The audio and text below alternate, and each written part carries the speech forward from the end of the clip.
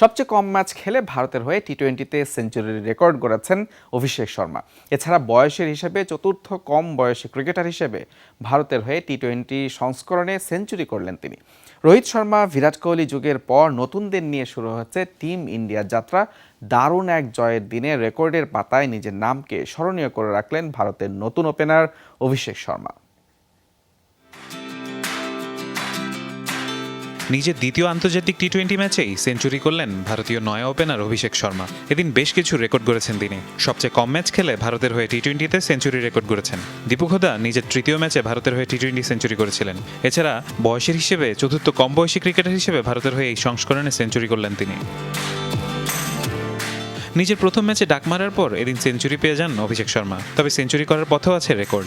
জিম্বাবুয়ের বিরুদ্ধে এর আগে কখনো কোনো ভারতীয় ব্যাটার টি-20 ক্রিকেটে ১৭ রান করেননি। অভিষেকই প্রথম সেই কীর্তি গড়লেন। ৩৩ বলে ব্যক্তিগত 50 করেন অভিষেক, আর সেঞ্চুরি করেন মোট ৪৬ বলে। অর্থাৎ ৫০ থেকে ১০০-তে যেতে অভিষেক খেলেছেন মোটে ১৩ বল। টি-20 ক্রিকেটে 50কে সেঞ্চুরিতে পরিণত করতে অভিষেকের চেয়ে কম বলে খেলেছেন মোটে ২ জন। ২০১৭ সালে বাংলাদেশের বিপক্ষে ডেভিড মিলার, আর একই বছরে শ্রীলঙ্কার বিপক্ষে রোহিত শর্মা 50কে সেঞ্চুরিতে পরিণত করতে খেলেছিলেন ১২ বল।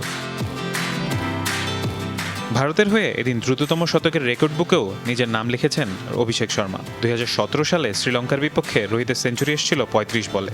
একই দলের বিপক্ষে ২০২৩ সালে সূর্যা কুমার যাদব সেঞ্চুরি করেন ৪৫ বলে, আর জিম্বাবুয়ের বিপক্ষে অভিষেকের শতক এল ৪৬ বলে।